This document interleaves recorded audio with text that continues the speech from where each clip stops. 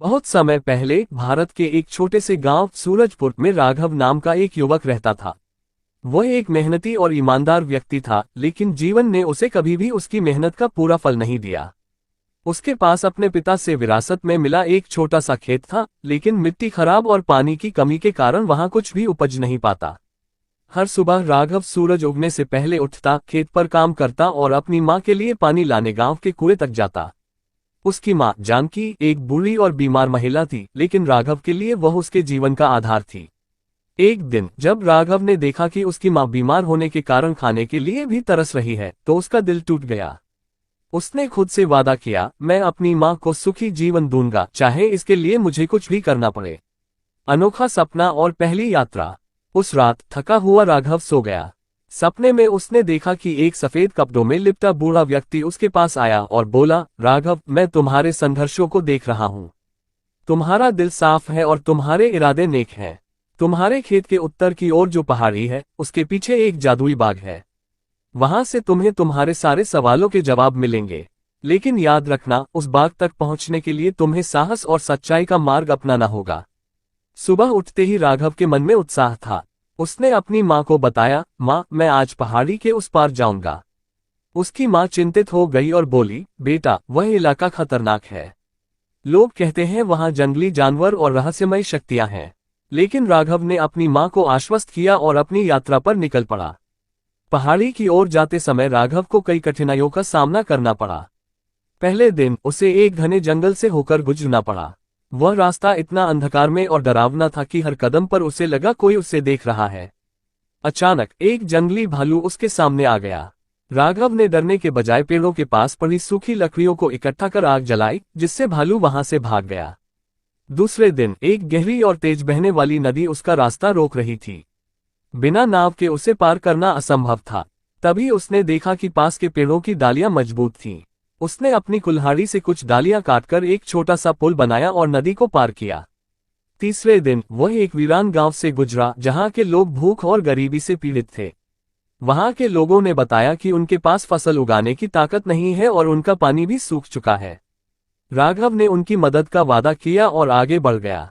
आखिरकार तीसरे दिन शाम को राघव पहाड़ी के शीर्ष पर पहुंचा। वहां का नजारा अविश्वसनीय था। एक विशाल बाग, जिसमें हर तरफ सेब के पेड़ थे और सेब सोने की तरह चमक रहे थे। बाग से एक मधुर संगीत की आवाज आ रही थी। जैसे ही राघव बाग के करीब पहुंचा, एक गूंजती हुई आवाज सुनाई दी, राघव, ये बाग तुम्हारी किस्मत बदल सकता है। लेकिन याद रखना, इस बाग का फल केवल सच्चे और दयालु लोगों के लिए है। अगर तुमने इसे लालच या स्वार्थ के लिए इस्तेमाल किया, तो ये तुम्हें और तुम्हारे गांव को बर्बाद कर देगा। राघव ने एक पेड़ से एक सुनहरा सेब तोड़ा। जैसे ही उसने उसे छुआ, उसने अपने अंदर एक अजीब सी शक्ति महसूस की। वह जानता था कि यह सेब जादुई है, लेकिन उसने सोचा, मैं इसे केवल अपनी भलाई के लिए नहीं, बल्कि अपने गांव के लोगों के लिए उपयोग करूंगा। सेब की शक्ति और गांव की मदद। गांव लौटने के बाद राघव ने सेब का उपयोग करना शुरू किया। उसने एक टुकड़ा अपनी मां को दिया और उसकी मां चमत्कारिक रूप से स्वस्थ हो गई। फिर उसने सेब का रस अपने खेत की मिट्टी पर डाला और कुछ ही दिनों में वहां फसलें लहलहाने लगीं। राघव ने सोचा, ये सेब मेरे लिए वरदान है, लेकिन अगर मैं इसे केवल अपने लिए रखूं, तो मैं बाग की चेतावनी का उल्लंघन करूंगा। उसने सेब के रस से वीरान गांव की मिट्टी को उपजाऊ बनाया। वहां के लोग उसकी इस मदद के लिए उसे देवता मानने लगे। राघव की ख्याति तेजी से फैलने लगी। आसपास के गांवों के कुछ लालची लोग उसकी ताकत का रहस्य जानने के लिए उत्सुक हो गए। उन्होंने राघव के घर में घुसकर सेब चुराने की योजना बनाई। एक रात जब राघव सो रहा था, वे लोग घर में घुसे। जैसे ही उन्होंने सेब को छुआ, वे पत्थर के मूर्तियों में बदल गए। अगले दिन राघव ने बाघ की आवाज सुनी, राघव, मैंने तुम्हें पहले ही चेतावनी दी थी। ये सेब लालचियों के लिए नहीं है। गांव की समृद्धि और राघव का बलिदान। राघव ने जादुई सेब का उपयोग गांव के हर किसान की मदद के लिए किया। हर खेत में फसलें उगने लगी और हर घर में खुशहाली छा गई। लेकिन सेब की शक्ति धीरे धीरे कमजोर होने लगी। आखिरी बार बाघ की आवाज आई, राघव, अब तुम्हारे पास एक विकल्प है। या तो तुम इस बाग के रखवाले बनकर यहीं रहो, या फिर इस जादुई शक्ति को त्याग दो और अपने गांव के साथ एक सामान्य जीवन जियो। राघव ने सोचा, अगर मैं यहाँ रहा तो मेरा गांव फिर से वैसा ही हो जाएगा जैसा पहले था। मैं अपने लोगों को खुश देखना चाहता हूँ। उसने सेब और बाग को हमेशा के लिए छोड़ने का फैसला किया। अंतिम संदेश, राघव ने अपनी सच्चाई, मेहनत और निस्वार्थता से अपने गांव को समृद्ध और खुशहाल बना दिया। वो साधारण जीवन जीने लगा, लेकिन उसकी कहानी पीढ़ी दर पीढ़ी सुनाई जाती रही। इस तरह राघव ने ये साबित कर दिया कि जादुई शक्ति से बड़ा कुछ है, और वह है नेक इरादे और निस्वार्थ भाव। नैतिक शिक्षा, मेहनत और ईमानदारी के साथ किसी भी कठिनाई को पार किया जा सकता है। लालच इंसान को बर्बादी की ओर ले जाता है। दूसरों की मदद करना सबसे बड़ा धर्म है।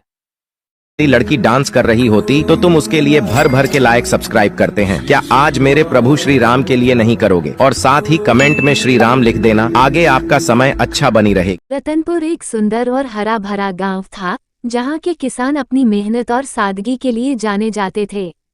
इस गांव में हर तरह की फसलें उगती थीं, लेकिन सबसे प्रसिद्ध थे बैंगन। गांव के बाहर एक वीरान खेत था, जिसे कोई नहीं जोतता था। लोगों का मानना था कि वहां कुछ अजीब घटनाएं होती हैं, और इसलिए कोई भी वहां जाने की हिम्मत नहीं करता था। गांव में एक युवक था, जिसका नाम अर्जुन था। वो बहुत मेहनती था, लेकिन उसकी खेती हमेशा खराब हो जाती थी।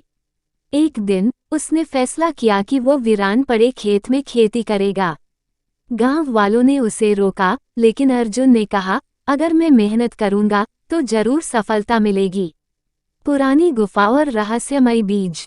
जब अर्जुन खेत जोतने गया तो उसे वहां एक पुरानी गुफा दिखी। उत्सुकतावश वो गुफा के अंदर गया और देखा कि वहां एक पुराना संदूक रखा था। जब उसने संदूक खोला तो उसमें कुछ बैंगन के बीज और एक पत्र रखा था। पत्र में लिखा था, ये कोई साधारण बीज नहीं है। अगर इन्हें सच्चे मन और मेहनत से उगाया जाए तो ये जादुई बैंगन देंगे। पर याद रखना, लालच और धोखा इनका जादू खत्म कर देगा। अर्जुन ने उन बीजों को अपने खेत में लगाया और पूरी लगन से उनकी देखभाल करने लगा। कुछ ही दिनों में छोटे छोटे पौधे उगने लगे और धीरे धीरे पूरा खेत बैंगनों से भर गया। बैंगन का जादू। जब बैंगन पककर तैयार हुए तो अर्जुन ने उनमें से एक को तोड़ा और घर ले जाकर पकाया।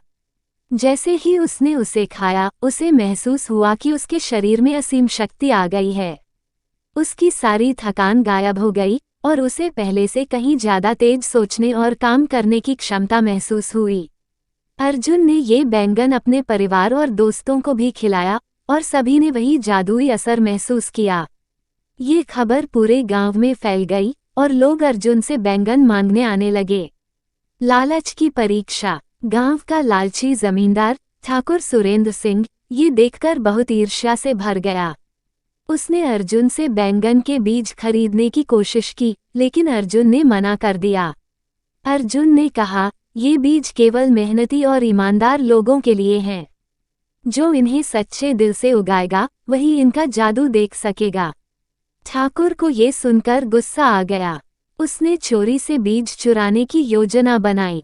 रात में उसके नौकर अर्जुन के खेत में घुसे और बीजों को उठाने लगे, लेकिन जैसे ही उन्होंने बीजों को छुआ वे राख में बदल गए।